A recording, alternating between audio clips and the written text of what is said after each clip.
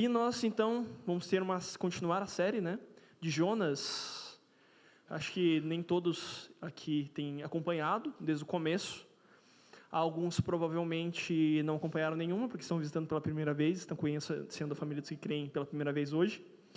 Mas a gente está fazendo essa série no livro de Jonas durante já alguns domingos, e nós temos perpassado para o capítulo 1, 2 e 3, e agora, hoje, nós vamos falar um pouco sobre o capítulo 4, mas é importante a gente, como alguns de vocês talvez não tenham pego tudo, a gente fazer uma pequena e rápida recapitulação, né, do que aconteceu nos capítulos 1, 2 e 3. Capítulo 1 de Jonas, Deus dá uma palavra para Jonas, para que ele vá para Nínive. Nínive é a capital da Assíria. Deus manda que Jonas vá para Nínive para pregar a ira de Deus, que o juízo viria sobre lá, para que ele se arrependesse.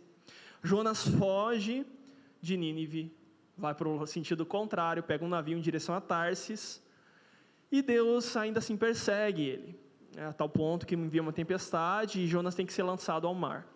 No mar, um grande peixe enviado por Deus engole Jonas, e lá Jonas se arrepende. Aparentemente, pelo menos, aparenta ter tido um tipo de arrependimento ali. O capítulo 2 vai nos escrever isso, essa oração de Jonas, que também é um salmo, e nesse salmo nós vamos ver Jonas clamando por salvação a Deus. Então Deus responde essa oração, e Jonas resolve, então, beleza, eu vou lá para Nínive, né? Mas isso é descrito lá no capítulo 3. No capítulo 3, Jonas vai para Nínive. Jonas, ainda assim, contrariado, ainda assim, de má vontade, ele vai lá e prega. E ele usa só 3 palavrinhas hebraicas, e essas 3 palavrinhas, Deus se intervém e toda uma cidade se converte. E esse é o cenário, então, da onde nós entramos na nossa palavra, que vai ter por título Tempestades do Coração. E nós vamos ler agora o capítulo 4, que é a continuidade dessa história de Jonas. Capítulo 4, 1, 2, 3 e 4 serão nossos textos hoje, para a exposição da palavra. Capítulo 4, versículo 1 e 2. Com isso, com esse arrependimento, com essa misericórdia de Deus estendida a Nínive, que deu certo, desgostou-se Jonas extremamente e ficou irado. E orou ao Senhor e disse: Ah, Senhor, não foi isso o que eu disse, estando ainda na minha terra? Por isso, me adiantei fugindo para Tarsis, pois sabia que és um Deus clemente e misericordioso, e tardio em irar-se, e grande em benignidade, e que te arrependes do mal. Peço-te, pois, ó Senhor, tira a minha vida, porque melhor me é morrer do que viver. E disse o Senhor: é razoável essa tua ira, Jonas? Então, nosso texto hoje será nesses versos, e eu quero orar com vocês agora, e por vocês, se vocês oram por mim também, para que Deus nos dê graça para entender o que Ele quer falar ao nosso coração nessa manhã. Pai, eu quero te agradecer, Senhor, por tudo que o Senhor já tem feito nessa casa, por tudo que o Senhor já tem feito em nossos corações. Eu peço por um espírito de sabedoria e revelação sobre todos os nossos corações, inclusive o meu, nos dando graça, Senhor, para conhecer toda a Tua vontade, todo o Teu decreto, todo o Teu propósito, na Escritura e em específico nesse dia, nos versículos de Jonas, capítulo 4, versículos 1 ao 4. Deus, abre os olhos do nosso entendimento, abre os olhos do nosso coração, para que a gente possa compreender e encarnar essa palavra em nós. Dá-nos graça sobre graça nessa manhã. Essa é minha oração, e essa é a nossa confiança em Ti, que Tua mão está estendida para nós hoje, como estava, Senhor, também para Nínive, em nome de Jesus, amém. Primeiramente, para a gente entender um pouco sobre essa reação de Jonas, eu te convido a imaginar um pouco aqui comigo, né? Vamos imaginar um cenário hipotético. Imagine, você aqui brasileiro, né, morando no Brasil, e uma nação, uma grande nação, em potência mundial, vem para o Brasil, invade o Brasil, e ela quer dominar o Brasil. Só que nessa invasão que aconteceu alguns meses atrás, talvez há um ano mais ou menos, eles matam sua esposa ou esposo, matam sua mãe, ferem gravemente sua filha ou filho, e dominam metade do país. Estupram mulheres, matam crianças, mas eles não conseguem dominar completamente o Brasil. Então, imagine que hoje, no dia de hoje, você sabe que essa nação está prestes a fazer uma nova empreitada e que ela vem com todas as forças para tomar conta e dominar o Brasil com ferro e fogo. Mas você também descobre que uma outra nação muito grande vai invadir essa nação que iria invadir o Brasil. E que essa outra nação vai destruir essa nação que invadiria o Brasil. Você iria avisar essa nação que matou sua mulher, o seu esposo, feriu toda a tua família, está possuindo o Brasil? Você iria ir lá avisar que outra nação vai invadir eles, uma nação mais poderosa que eles, e vai acabar com eles, sendo que isso impediria eles de invadirem o Brasil e de continuarem destruindo sua própria nação? Foi exatamente isso que aconteceu com Jonas. Porém, Deus, não foi só ele ir avisar, Deus mandou que ele fosse avisar. Jonas sabia que Nínive iria voltar para Israel, que Nínive, entre aspas, a Síria iria voltar para Israel. Como eu disse no começo, Nínive era a capital da Síria. E a Síria já havia invadido Israel, nesse tempo de Jonas. Ele tinha invadido Israel, já tinha tomado metade do território. Com certeza muitas mortes aconteceram. Com certeza Jonas tinha visto muitos conhecidos dele morrerem. Como estaria o coração de Jonas nesse momento, sendo que ele conhecia as profecias de Oséias, que dizia que essa Síria que estava invadindo e oprimindo Israel, viria outra vez lá para Israel e iria dominar o país e levar todo Israel, Reino do Norte, cativo, em exílio. Como estaria o coração de Jonas? E como estaria o teu coração se isso acontecesse aqui no Brasil? Aí nos faz perceber um pouco melhor a tempestade do coração de Jonas. Isso nos faz entender um pouco melhor o que estava acontecendo com Jonas naquele momento. E essa reação tão irada de Jonas. Por isso, a nossa palavra hoje vai falar sobre essas tempestades que aconteceram no coração de Jonas e que também acontecem no nosso coração. E para isso,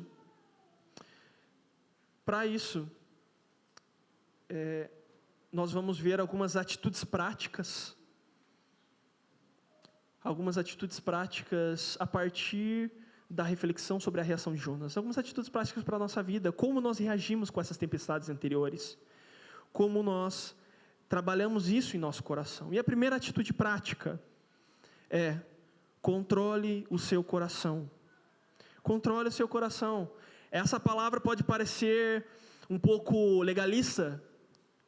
Como que eu vou controlar meu coração? Controle, é uma ordem, né? Está no imperativo, controle o seu coração. Mas nós vamos ver que não é isso. Vamos ler de novo então, lá no capítulo 4, versículo 1, de novo, diz assim: com isso desgostou-se Jonas extremamente e ficou irado. Com tudo isso que aconteceu, Jonas se desgostou e ficou irado. Outro significado para a palavra desgostou-se também é se afligir. No original, a palavra ela traz um sentido de uma aflição profunda do coração, como uma irritação extrema que provém dessa angústia do interior de Jonas, que de repente explodiu em ira. E a palavra ira significa ardor, queimar, inflamar aqui. É como se Jonas tivesse se esquentado, o sangue subiu na cabeça de Jonas, como quando a gente enfrenta alguns gatilhos que ativam a nossa mente. Você estava dirigindo teu carro tudo certo e vem um cara e bate no teu carro. E já sobe sangue na tua cabeça, você sai para fora do carro. Você fala: poxa, cara, como que você fez isso? Mas coisas muito piores que a gente sabe que aconteceram com Jonas.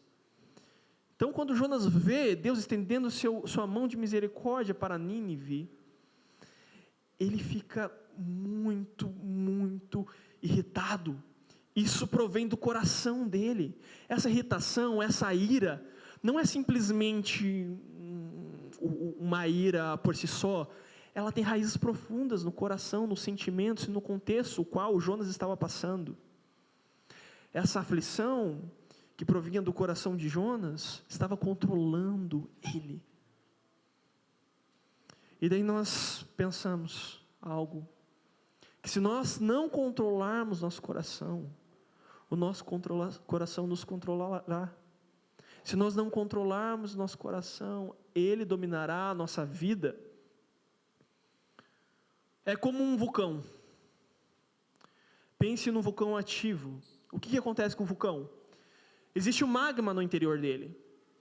E devido ao aumentar das pressões no interior, esse vulcão entra em erupção. Devido ao aumentar das pressões sobre o nosso coração explode. E aquilo que estava lá no interior, cravado lá no profundo do nosso coração, vem para fora. O pecado, a sujeira, as intencionalidades ruins são expostas. E daí a gente pensa, é muito fácil a gente julgar Jonas. É muito fácil, mas a atitude de Jonas diz muito sobre o nosso próprio coração. Jonas explodiu, isso não significa que ele estava certo. Nada do que eu disse até agora sobre ele, significa que ele tinha justificativa para contrariar Deus, para se irritar com aquilo que Deus tinha feito. Poxa, Deus tinha salvo não uma nação inteira, mas uma cidade inteira que era a capital dessa nação. Mas Jonas estava pensando em si mesmo, e do seu coração brotou um desejo profundo de ódio por aquela nação, de tal forma que ele não queria ver aquela nação salva. Em nosso coração acontecem muitas vezes coisas semelhantes. Mas o que nós devemos fazer quando nós explodimos? O que nós devemos fazer quando o nosso pecado é exposto? Nós devemos aceitá-lo? Não, não devemos aceitá-lo. Muita gente vai falar assim, mas é a minha humanidade, né? Vai falar, mas eu sou humano, não sou Jesus. Não, você não é Jesus, você foi chamado para se parecer com Ele. Não, você não deve aceitar isso no seu coração, não. Mas nós também não podemos ignorar que nós não controlamos completamente nossos sentimentos. Nós não podemos ignorar que os sentimentos vêm, e muitas vezes sentimentos pecaminosos. Nós não podemos controlar se eles vão vir ou não, mas uma coisa nós podemos controlar como nós vamos lidar com esses sentimentos. E nós devemos lidar com esses sentimentos de diversas maneiras. A primeira que a gente pode elencar, que a Bíblia nos dá clareza, é que o coração humano é corrupto, e nós devemos reconhecer que esse coração é corrupto.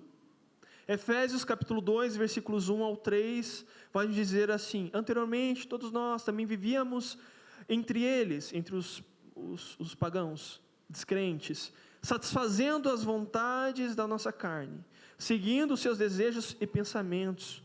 Como os outros, éramos por natureza merecedores da ira. Como Nínive, nós éramos por natureza merecedores da ira.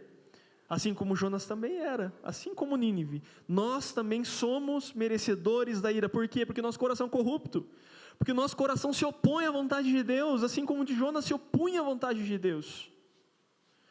Mas você vai falar, mas esse texto está falando sobre pessoas descrentes, nós éramos. Leia 1 João, capítulo 1, versículo, se não me engano, 8 ou 9, ou 8 e 9. O que ele vai falar? Vai falar que se nós, cristãos, dizemos que não temos pecado, nós fazemos de Deus mentiroso e a verdade não está em nós. Nós ainda temos pecado, sim. Nosso coração ainda é corrupto. Jonas também era parte do povo de Deus, e o coração dele continuava corrupto. O segundo ponto, além de reconhecer que o nosso coração é corrupto, nós precisamos também reconhecer que Deus nos dá um novo coração se cremos em Jesus. Deus nos dá um novo coração para que a gente consiga cumprir a vontade de Deus. Isso está lá em Ezequiel, capítulo 11, versículos do 19 ao 20. Versículos 19 e 20 vai falar que Deus trocaria nosso coração de pedra e nos daria um coração de carne. Agora a carne aqui não é no mesmo sentido anterior. O anterior era a natureza pecaminosa. Aqui está falando que Deus tiraria o nosso coração que estava duro. duro, rebelde a Deus, e colocaria um coração de carne macio, que desejaria fazer e obedecer à vontade de Deus. Deus nos dá essa vontade. Então nós devemos reconhecer que, embora tenhamos a corrupção no nosso coração, também temos agora uma nova natureza, uma vontade implantada em nosso coração, para agradar a vontade de Deus. Porém, embora Deus nos dê poder para vencer o pecado por essa nova natureza, ainda assim a responsabilidade é nossa, de negar esses desejos impuros, de rejeitar quando nosso coração entra em erupção. Ainda assim é nossa responsabilidade. Aqui na família nós falamos, nós somos monergistas em relação à salvação. A salvação é completamente obra de Deus, mas sinergistas em relação à santificação. A santificação é uma cooperação entre o homem e Deus. Não que isso dê mérito algum para o homem, porque foi só porque Cristo morreu por nós e nos deu um novo coração, que nós podemos agora negar os desejos impuros. Gálatas capítulo 5, versículos 22 a 24, Deus vai nos dizer que esse Espírito que nos deu um coração novo, o Espírito de Deus, coloca em nós um fruto, e parte desse fruto é domínio próprio. Quando eu digo, controle o seu coração, domine o seu coração, não é por seu mérito, é por sua força? Não, requer esforço sim, mas é porque o Espírito implantou no teu coração um desejo por agradar a Deus, e Ele te dá um fruto chamado domínio próprio. Significa que, se você tem um fruto do Espírito, que não é teu mérito, agora é tua responsabilidade exercê-lo. Quando reconhecemos a corrupção do nosso coração, temos poder do Espírito Santo agora para dominá-lo. Então, mortificando os desejos impuros e seguindo os desejos puros que Deus coloca no nosso coração. Então, o primeiro ponto é esse: controle o seu coração, não aceite os desejos pecaminosos. O segundo ponto, em concordância com esse, em continuidade, está lá no versículo 4 agora, a gente vai trabalhar ele dentro do versículo 4. E transforme o seu coração. A segunda atitude que você deve ter de coração é transformá-lo. Jonas, capítulo 4, versículo 4, vai nos dizer assim: e disse o Senhor a Jonas, respondendo à ira do coração de Jonas: é razoável essa tua ira? Numa forma mais literal, Schwantz vai nos dizer que poderia ficar assim a frase: fica boa a ira para ti? Fica bom para você se esquentar dessa forma, se irar, se rebelar contra o que eu estou fazendo dessa forma? Fica bem para ti como profeta de Deus? Pensa, Jonas era o único israelita dessa história. Todos os outros personagens, fora Deus, são pagãos. Mas ainda assim, Jonas parece ser um antiprofeta, o único que está se rebelando contra a vontade de Deus. Até a natureza, nesses versículos, e nesse livro, nos mostra que obedece à vontade de Deus, mas Jonas está contrário à vontade de Deus. E o que Deus faz para Jonas? Deus questiona Jonas. E Deus, em sua longanimidade, pede para que Jonas questione seus próprios sentimentos. É razoável para ti essa ira, Jonas? O que Deus está fazendo?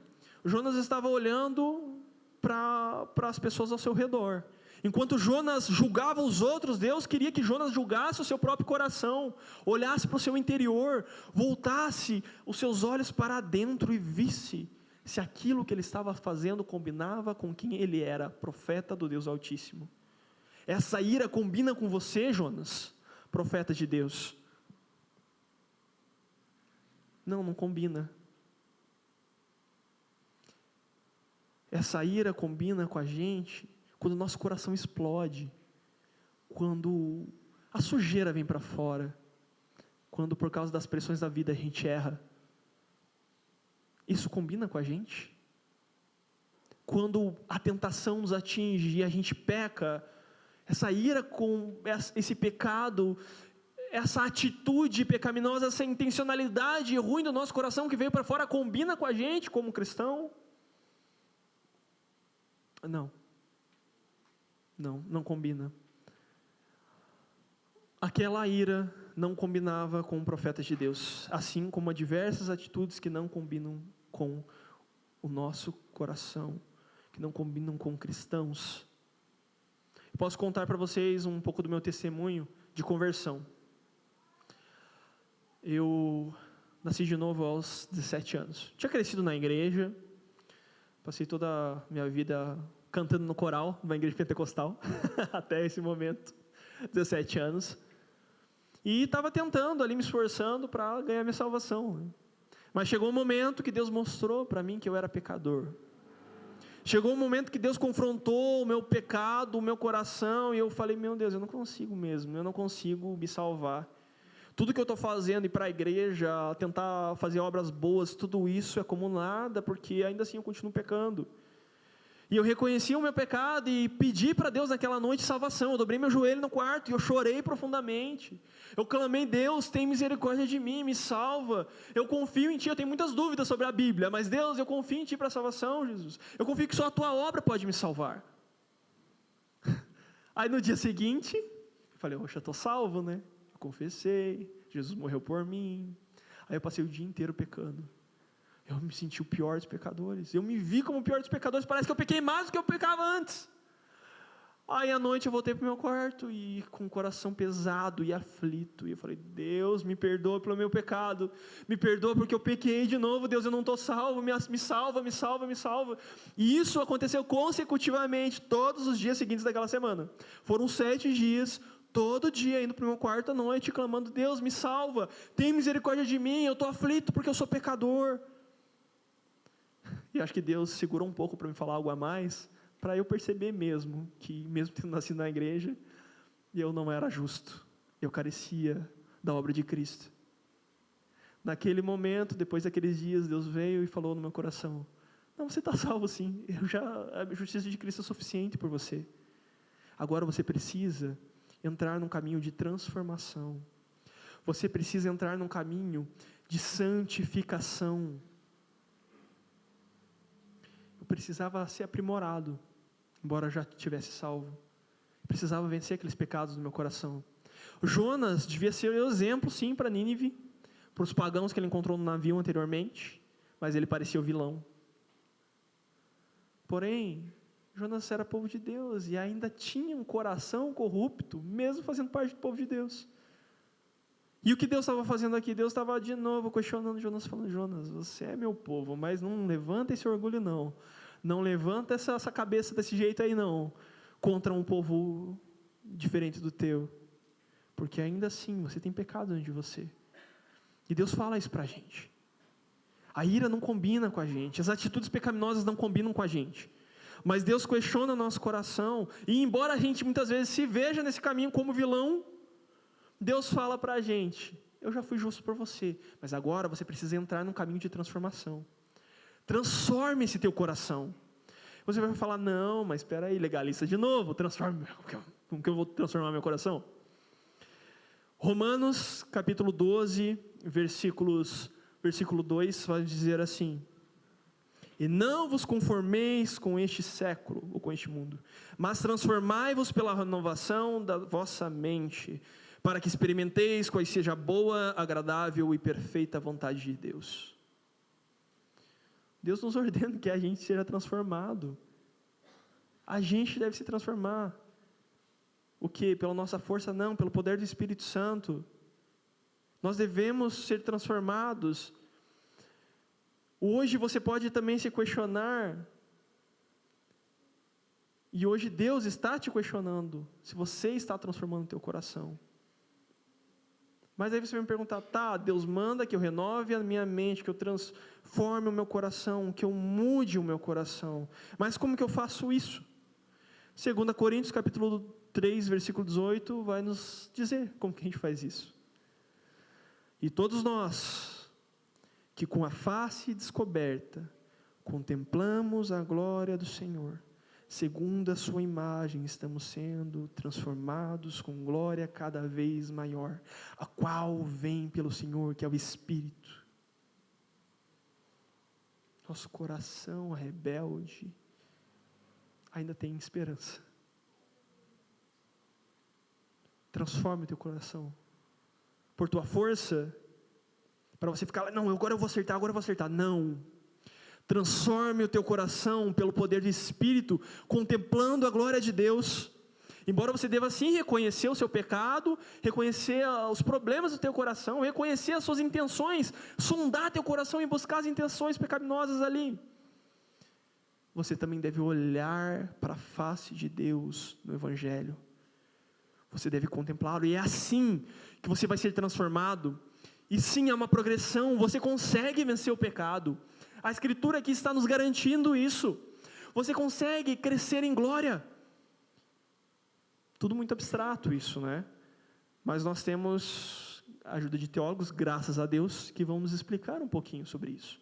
Murray Harris vai falar sobre esse versículo de 2 Coríntios 3,18. E ele vai dizer assim: os cristãos veem a glória do Senhor com a face descoberta, ou seja, a glória do Senhor é Cristo, com a face descoberta no espelho do Evangelho, ou seja, o Evangelho é o espelho no qual nós olhamos e nos tornamos parecidos com Cristo. A glória é refletida interiormente no caráter, e não externamente na face. Quando nós contemplamos Cristo no Evangelho que está e que é as Escrituras, nós temos nosso caráter transformado. Essa glória aumenta progressivamente até o cristão obter pela ressurreição um corpo glorioso como o de Cristo. Não importa quanto tempo de cristão você tem. Sim, existem impurezas no seu coração, que você ainda precisa olhar para o seu coração e sondá-lo para que você consiga confrontá-lo com a Bíblia e com o Evangelho. Mas você só vai conseguir fazer isso se você abrir o Evangelho e lê-lo. Se você abrir a Bíblia e lê-la, é necessário a palavra de Deus. Deus já nos deu. Homens pagaram com sangue também para que essa palavra chegasse até nós. Hoje, pessoas ainda pagam com sangue, porque são perseguidas em outras nações. E nós temos o privilégio de tê-la em nossa mão. A Escritura, que é inspirada pelo Espírito Santo, que habita no nosso coração, que quer transformar o nosso coração de dia em dia e de glória em glória, vez após vez, e muitas vezes nós negligenciamos ela. Nós devemos pegar o nosso coração e sondá-lo. Nós precisamos confrontar o nosso coração com o Evangelho e transformá-lo. Terceiro ponto e terceira atitude. Então, primeiro, controle o seu coração. Primeira atitude. Segunda atitude, olhe para o seu interior, olhe para o seu coração e transforme-o. Sonde o teu coração. E agora a terceira, haja pelos interesses do coração de Deus. Se você pegar a Escritura, você vai conhecer todo o decreto de Deus. Paulo diz que ele pregava todo o decreto de Deus. Aqui está o interesse e os interesses do coração de Deus. Nós vamos ler agora Jonas capítulo 4, versículos 2 e 3, versículos do meio ali, para então refletirmos mais um pouco sobre essa outra atitude que nós devemos ter em nosso coração. Capítulo 4, versículo 2, diz assim: e orou ao Senhor e disse: ah, Senhor, não foi isso que eu disse, estando ainda na minha terra? Por isso me adiantei, fugindo para Tarsis, pois sabia que és Deus clemente e misericordioso, e tardio em irar-se, e grande em benignidade, e que te arrependes do mal. Peço-te, pois, ó Senhor, tira a minha vida, porque melhor me é morrer do que viver. Jonas estava completamente em oposição a Deus e a sua natureza. Para você ter uma noção, a palavra que é usada ali para orar, no hebraico ela vai significar suplicar, implorar. Jonas estava tão dominado pelo seu coração, pelas suas tempestades interiores, ele estava sendo levado por essas tempestades interiores, a tal ponto que ele suplica: Deus, eu sei que o Senhor é um Deus clemente e misericordioso, e que se arrependes do mal. Ah, Deus, era por isso que eu não queria ir lá. Jonas está repreendendo Deus por causa de sua natureza. A justiça de Jonas parecia para ele mais justa do que a justiça de Deus. Quando nosso coração é confrontado, muitas vezes é isso que acontece.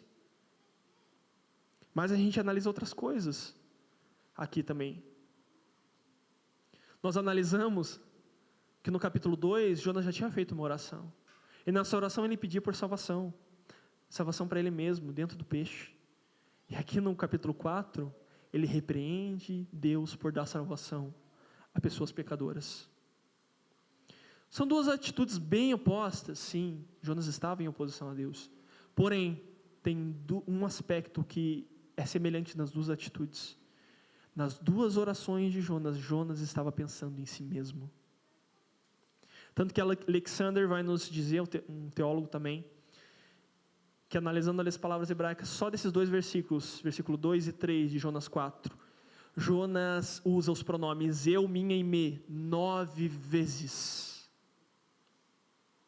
Ele estava tão cheio de si, tão cheio de ele mesmo, tão dominado pelo seu próprio querer e não pelo querer de Deus, que tudo o que ele pede a Deus é para que ele faça a vontade do seu próprio estômago. Ele busca socorro sim, mas só para ele e para o seu próprio povo, para os seus próprios desejos egoístas. Deus tinha uma missão para Jonas, mas Jonas não queria participar dela, ele queria fazer a sua própria vontade. Olha o que Hernandes Dias Lopes nos diz. Já Deus ouve o clamor do devedor aflito. Deus é gracioso, Deus é misericordioso, cheio de compaixão, tardio em irar-se, abundante em benignidade. E o que esse abundante em benignidade significa? Que é a sua disposição, a disposição de Deus em nos tratar com imerecida bondade. Jonas estava agindo com ira e com rebeldia contra Deus e contra o povo. Jonas estava quebrando os 2 grandes mandamentos, de amar ao próximo e amar a Deus. Mas Deus não veio e já matou Jonas, não veio e destruiu Jonas. Deus continuou agindo com misericórdia, segurando a sua ira, sendo longânimo, tardando a sua ira sobre Jonas, buscando que Jonas se arrependesse, assim como ele fez com Nínive. Jonas repreende a atitude de Deus em relação a Nínive, e Deus age com a mesma atitude que operou em Nínive para com Jonas.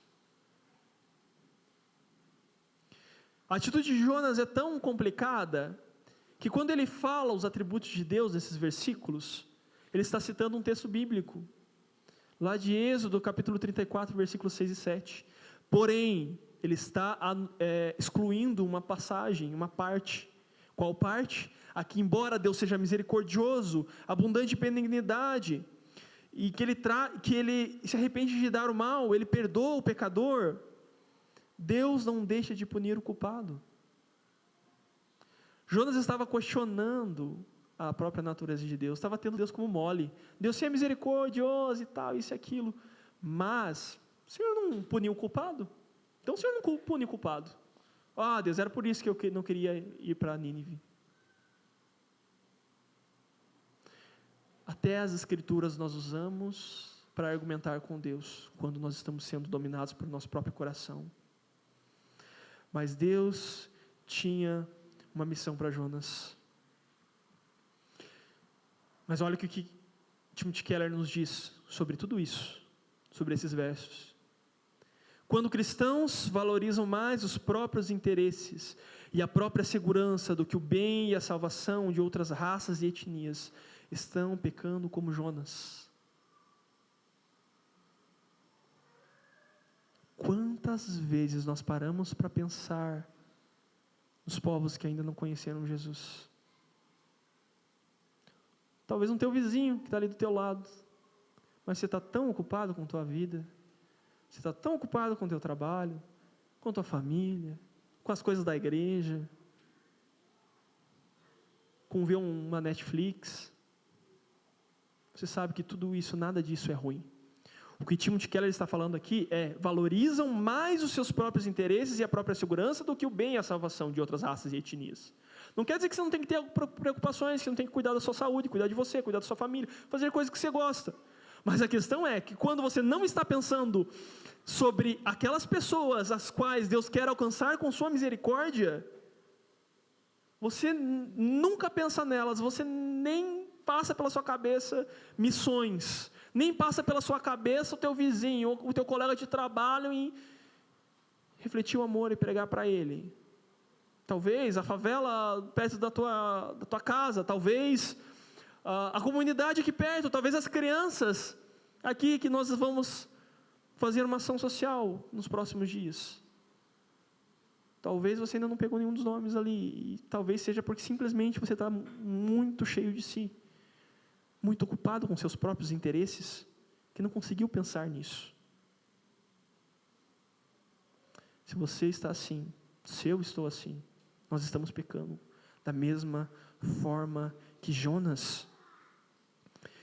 Timothy Keller continua: se valorizam o crescimento econômico e militar de seu país em detrimento do bem da raça humana e da promoção da obra de Deus no mundo, estão pecando como Jonas. É tanto sobre a obra de Deus como o bem da raça humana. É também sobre o nosso bem econômico aqui no país. Poxa, a gente teve um fervo esses tempos, né? Sobre eleições, um tempo atrás. E foi aquela briga. E tinha gente que estava valorizando mais a posição política do que o bem do próximo, do que a obra de Deus. Será que isso não reflete muito do estado do coração da igreja brasileira? Daí você vai falar: nossa, está falando da igreja brasileira, verdade. Lembra que você e eu fazemos parte dela. Assim como Deus tinha uma missão para Jonas, Deus tem uma missão para nós.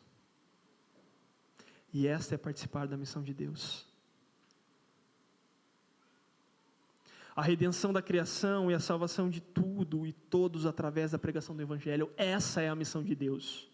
Ela é abrangente, sim. Ela envolve a redenção da criação, ela envolve cuidado com a natureza, ela envolve desenvolver uma profissão para a glória de Deus. Mas em tudo isso deve permear a pregação e o testemunho do Evangelho, se você for alcançado por Cristo. Essa é a missão de Deus. Até que todos os povos adorem a Deus e se prostrem debaixo do governo e da soberania de Jesus Cristo. Pense comigo. Uma outra ilustração. Pensa que existe uma seca mundial. Não tem água em lugar nenhum. Mas você descobriu uma fonte perto da tua casa ainda. Uma fonte de águas cristalinas que jamais vai se secar. Qual seria a tua atitude? Você pegaria e você sairia pelas ruas, falando para todo mundo que você conhece: encontrei uma fonte. Vá lá e beba dessa água. Vá até a fonte e se sacie, viva. Ou você guardaria essa fonte escondidinha só para você e para a tua família, enquanto os outros estariam perecendo? Essa é a nossa atitude quando nós não nos engajamos com a missão de Deus. A missão de Deus nos confronta. Ela confronta os desejos egoístas mais profundos do nosso coração. É desafiador. E você pode dizer: mas eu não sou um missionário, Lucas. E eu pergunto para você: mas você é um cristão? Você é um cristão? A gente pode até redefinir um pouquinho aqui para vocês entenderem o que é missões. O termo missionário vem de enviado. Ela tem relação com o termo apóstolos do grego. Enviado. Deus foi enviado para nós. Deus foi o grande missionário. Só que acontece uma coisa: que Ele envia toda a sua igreja ao mundo. Ele envia a sua igreja para pregar o Evangelho, para trazer boas notícias. Se você é um cristão, então em certo aspecto você é um missionário, sim. Você deve sim estar engajado com aquilo que está no coração de Deus. Assim, isso não significa que Deus depende de você, que Deus não vai salvar as pessoas, e que, meu Deus, o que vai ser da missão de Deus se você não for para missões, ou se você não pregar o Evangelho na tua cidade. Com 3 palavras de Jonas, Deus salvou toda uma cidade pagã. Deus salvou Nínive apesar de Jonas. A questão não é se a missão de Deus vai se cumprir. Sim, ela vai se cumprir. Deus terá todos os que são seus no final. A questão é você vai participar dessa missão. Teu coração vai estar alinhado com o coração de Deus. Você vai ansiar pelo que Deus anseia. Veja que Cristo não buscou os seus próprios interesses, e ser semelhante a Ele é não buscar os nossos próprios interesses também, é nos engajar pelo bem maior, pela vontade de Deus, nos assemelhando e nos transformando à semelhança de Deus na sua natureza. Como você pode dizer que está com Deus e viver alheio da misericórdia dEle pelos outros povos, mesmo por seu vizinho? Como você pode dizer que eu conheço Deus e eu estou assim em concordância com o coração de Deus, mas você não se preocupa com o teu vizinho, você não se preocupa também com os Himalaias, lá com a China, com a Índia, com os lugares mais longínquos, mais longes, talvez onde ninguém nunca ouviu falar o nome de Jesus. Tem pessoas hoje que nunca ouviram falar o nome de Jesus. Aqui no Brasil tem povos não alcançados também. Mas a missão de Deus está confrontando o nosso coração, está confrontando os desejos egoístas do nosso coração, porque muitas vezes a gente vai falar, está tão longe, está lá, é tão incômodo eu falar sobre isso. Deus quer que a gente participe da sua missão, Ele está nos convidando a participar da sua missão, quando Ele pergunta para a gente, é razoável esse teu coração, que só se importa consigo mesmo? Mas, então, como participar dessa missão? Como se envolver na missão de Deus? Nós temos algo, claro que não vai se definir completamente toda a missão, mas é bem abrangente esses 2 pontos que eu trouxe aqui para a gente. Primeiro, você se envolve na missão de Deus pregando o Evangelho de forma contextual, onde você vive hoje. Isso pode incluir sua profissão e também, com certeza, inclui uma igreja local. Por que inclui sua profissão? Você precisa se contextualizar, você precisa conhecer pessoas, isso envolve também trabalho social, isso envolve se envolver na cultura. Você quer pregar o Evangelho, mas daí você só fica vindo na igreja. Você precisa encontrar pessoas descrentes. E você precisa compartilhar o Evangelho com elas. Mas isso inclui edificar uma igreja local. A missão de Deus é formar um povo para si, de todos os povos, tribos, línguas e nações. E esse povo, Ele chama igreja. Desde o Antigo Testamento, Ele chama da sua assembleia, o seu povo, que é chamado para ser um reino sacerdotal, luz para as nações, levar salvação a todos os povos. Então sim, inclui onde você está hoje, aqui e agora, Curitiba, teu bairro, teu trabalho, mas também inclui um povo que nunca ouviu o Evangelho. Não tem como a gente não clamar e não desejar a salvação desses povos, se a gente tem um desejo de Deus no nosso coração, se a gente está alinhado com o interesse de Cristo, e isso também vai incluir nossa profissão, ou talvez também trabalho social, mas vai incluir uma atividade que vai nos envolver na cultura. Aí eu vou para um país lá e eu fico totalmente à parte de tudo que está acontecendo lá.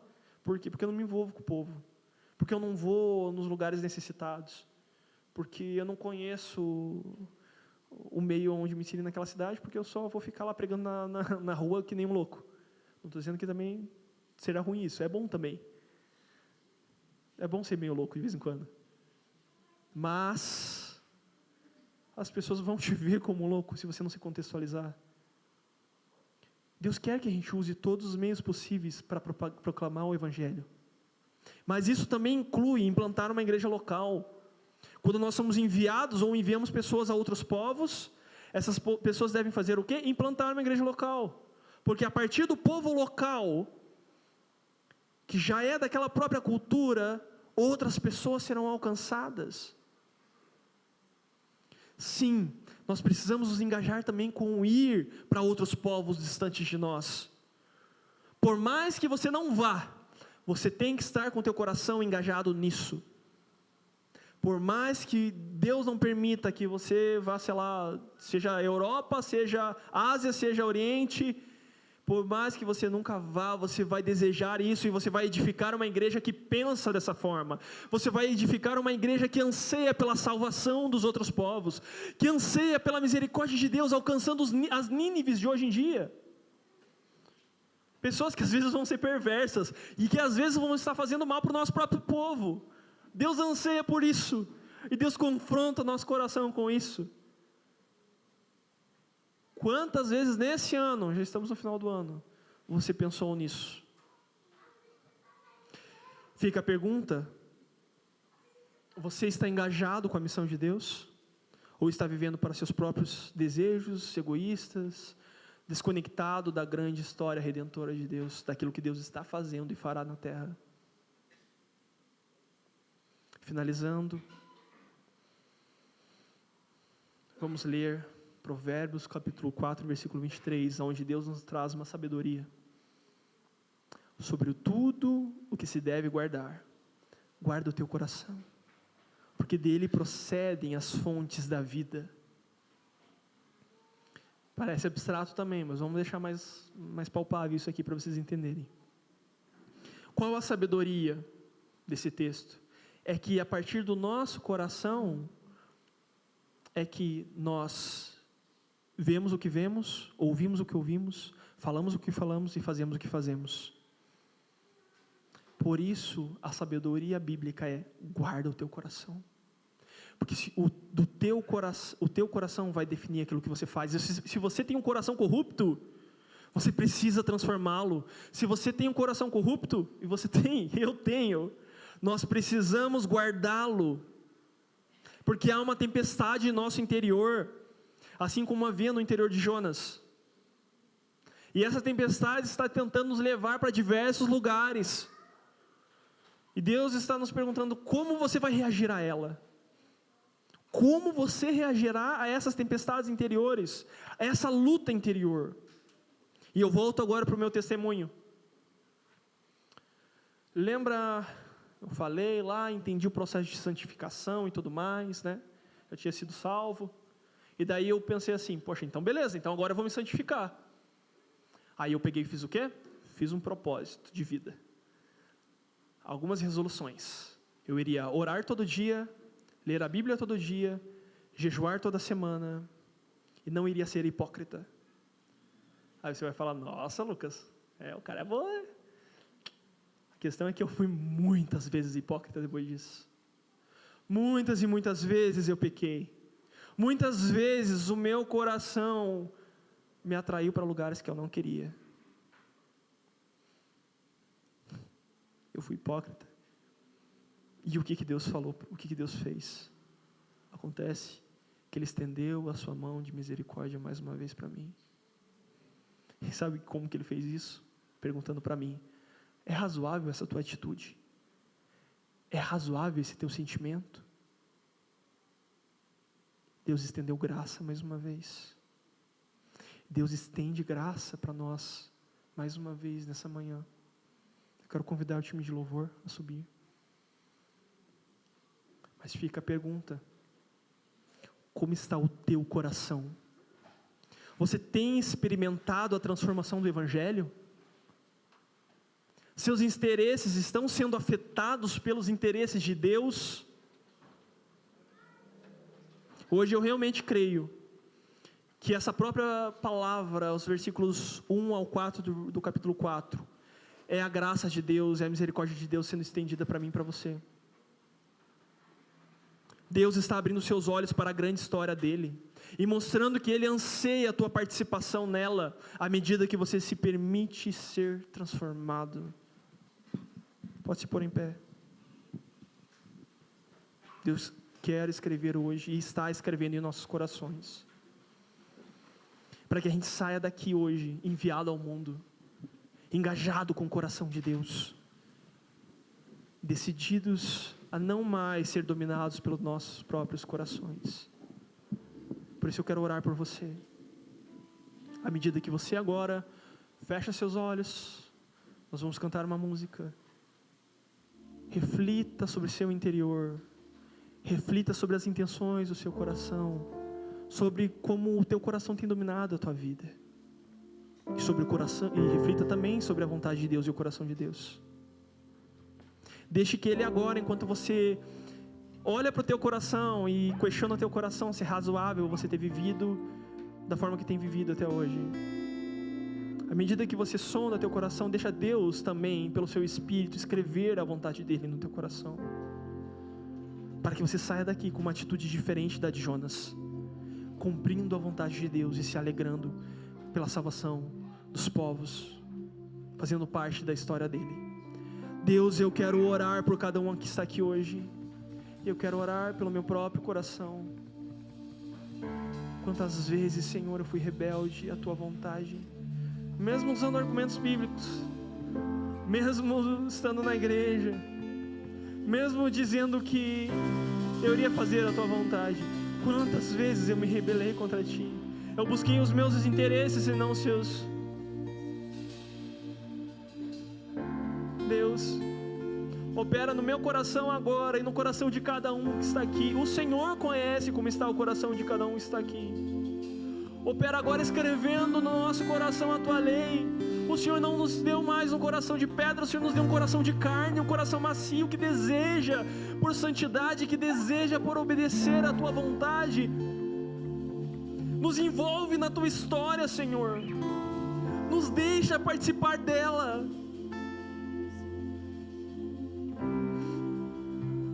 Nos ajuda a exercer todo o Teu decreto e a proclamar toda a Tua vontade em nossa vida diariamente.